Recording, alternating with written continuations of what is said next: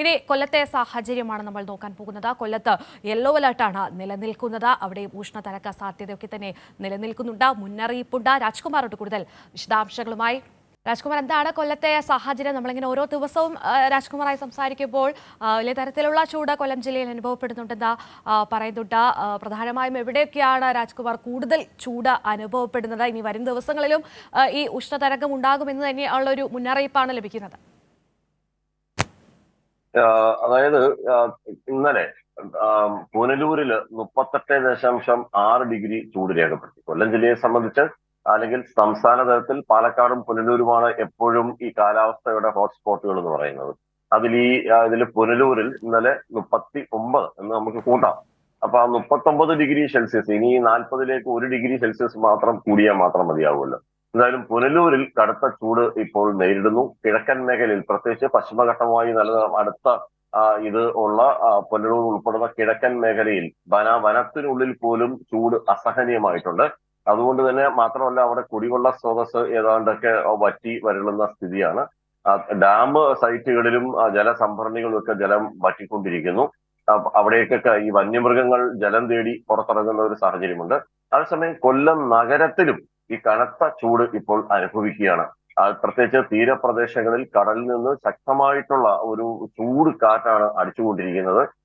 ഈ രാത്രി കാലങ്ങളിൽ കഴിഞ്ഞ ദിവസങ്ങളിലൊക്കെ വീടുകളിനകത്ത് കഴിഞ്ഞിരുന്നവർ പുറത്ത് കടൽക്കരയിൽ വന്ന് കുടുംബത്തോടൊപ്പം അന്തി ഉറങ്ങുന്നുണ്ടായിരുന്നു. പക്ഷെ ഇന്നലെ രാത്രി ഈ ചൂട് കാറ്റ് കാരണം അവർ വീടുകൾക്കുള്ളിലേക്ക് തന്നെ മടങ്ങി. എന്തായാലും അകത്തും പുറത്തും എല്ലാം ചൂട് ഒരുപോലെ ഇപ്പോൾ അനുഭവിക്കുന്നു. നഗര ഗ്രാമ വ്യത്യാസമില്ലാതെയാണ് ഇപ്പോൾ ചൂട് നേരിടുന്നത്. ഇന്നലെ രാത്രി പല സ്ഥലങ്ങളിൽ ഇന്നലെ സന്ധ്യയോടുകൂടി പല സ്ഥലങ്ങളിലും നേരിയ തോതിൽ മഴ പെയ്തു. വലിയ മഴയ്ക്കുള്ള ഒരു ഇതില്ലായിരുന്നു. അത് ചില സ്ഥലങ്ങളിൽ കൊല്ലം നഗരത്തിൽ തന്നെ ചില സ്ഥലങ്ങളിൽ മഴ ലഭിച്ചു, ചില സ്ഥലങ്ങളിൽ ലഭ്യമായില്ല. പുനലൂരിലും ചില സ്ഥലങ്ങളിലാണ് മഴ ലഭിച്ചത്. എല്ലാവർക്കും അത് അവിടെ അനുഭവിക്കാനായില്ല. അപ്പൊ ഈ രീതിയിലാണ് ഇപ്പോഴത്തെ നിലവിലെ കാലാവസ്ഥ. മാത്രമല്ല ഇപ്പൊ ഇതിന്റെ ഈ ഉഷ്ണതരംഗത്തിന്റെ ഒരു സാധ്യതയും പ്രത്യേകിച്ച് ഈ മാസങ്ങളിലൊക്കെ ചൂട് കനക്കുമ്പോൾ സാധാരണഗതിയിൽ മത്സ്യസമ്പത്തെല്ലാം തീരക്കടലിൽ നിന്ന് ഉൾക്കടലിലേക്ക് പോകാറുണ്ട്. ഇക്കുറിയും അത് സംഭവിച്ചു. കടലിലെ താപനിലയും വലിയ തോതിൽ ഉയരുന്നു. കടലിന്റെ ചൂട് വെള്ളത്തിന്റെ ചൂടും നല്ല നിലയിൽ ഉയരുന്നുണ്ട്. ഈ സാഹചര്യത്തിലാണ് തീരക്കടലിൽ നിന്നുള്ള മത്സ്യസമ്പത്ത് മുഴുവൻ ഇപ്പോൾ ഉൾക്കടലിലേക്ക് ആഴങ്ങളിലേക്ക് പോകുന്നത്. ഇത് മത്സ്യത്തൊഴിലാളികളെ അവരുടെ ജീവിതത്തെയും പ്രതികൂലമായി ബാധിക്കുന്നു. ഒന്ന്, നമുക്ക് നിത്യമായി സാധാരണഗതിയിൽ സാധാരണക്കാരെ ചൂട് ബാധിക്കുന്നത് പോലെ തന്നെ തൊഴിൽ ഉപാധികളുള്ള പ്രത്യേകിച്ച് മത്സ്യമേഖല ഉൾപ്പെടെയുള്ള പരമ്പരാഗത മത്സ്യത്തൊഴിലാളികളെയും ഈ ചൂട് ഇപ്പോൾ പ്രതികൂലമായി ബാധിക്കുന്നുണ്ട്. കഴിഞ്ഞ ആഴ്ച സൂര്യതാപമേറ്റ സംഭവങ്ങളൊക്കെ കൊല്ലം ജില്ലയിൽ ഉണ്ടായിരുന്നു. അത് ആവർത്തിക്കാതിരിക്കാനുള്ള നടപടികൾ ജില്ലാ ഭരണകൂടം സ്വീകരിച്ചു. ഇന്നലെ കളക്ടറേറ്റ് വളപ്പുകളിലും മറ്റും ഒരു സന്ദേശം പകർന്നുകൊണ്ട് പക്ഷികൾക്ക് ഉൾപ്പെടെയുള്ള അതുപോലുള്ള മറ്റ് ജീവജാലങ്ങൾക്കുള്ള കുടിവെള്ളം ഒരുക്കണം എന്നൊരു സന്ദേശം പകർന്ന് ജില്ലാ കളക്ടർ തന്നെ ഈ പക്ഷികൾക്കുള്ള വെള്ളം ഇതിങ്ങനെ ചട്ടിയിൽ തൂക്കിയിട്ടേക്കുന്നത് പോലെ വെച്ചുകൊണ്ട് അദ്ദേഹം അത് ഉദ്ഘാടനം ചെയ്ത ഒരു മെസ്സേജ് എല്ലാവർക്കും പാസ് ചെയ്തിട്ടുണ്ട്.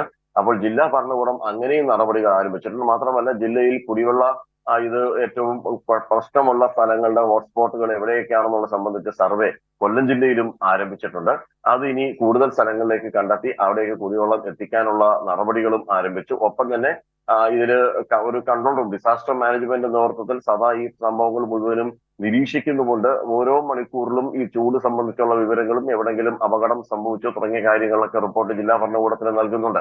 അതേസമയം ഇന്നലെ ചടയമംഗലത്ത് ഇന്നലെ ഉച്ചയ്ക്ക് 3 മണിക്ക് ഇടിമിന്നൽ ഏറ്റു. ആ ഇടിമിന്നൽ ഒരു വീട് കത്തിപ്പോയി. അത് രാജീവിന്റെ മലപ്പുറത്ത് അധ്യാപകനായ രാജീവിന്റെ വീടിനാണ് ഇടിമിന്നലിൽ തീപിടിച്ച് വീട്ടിലുണ്ടായിരുന്ന സർട്ടിഫിക്കറ്റുകൾ ഉൾപ്പെടെ മുഴുവനും കത്തി നശിച്ചത്. ആ സമയത്ത് വീട്ടിൽ ആരും ഇല്ലാത്തത് കൊണ്ട് ആളപായം ഒഴിവായി. അതൊരു ഭാഗ്യം. തീർക്കും. ശരി, രാജ്കുമാറാണ് കൊല്ലത്തെ സാഹചര്യം വ്യക്തമാക്കിയത്. പുനലൂരിലാണ് ഏറ്റവും കൂടുതൽ ചൂട് കൊല്ലം ജില്ലയിൽ രേഖപ്പെടുത്തുന്നത്. 38 ഡിഗ്രി സെൽഷ്യസ് ആണ് പുനലൂരിൽ മാത്രം ചൂട് രേഖപ്പെടുത്തിയത്.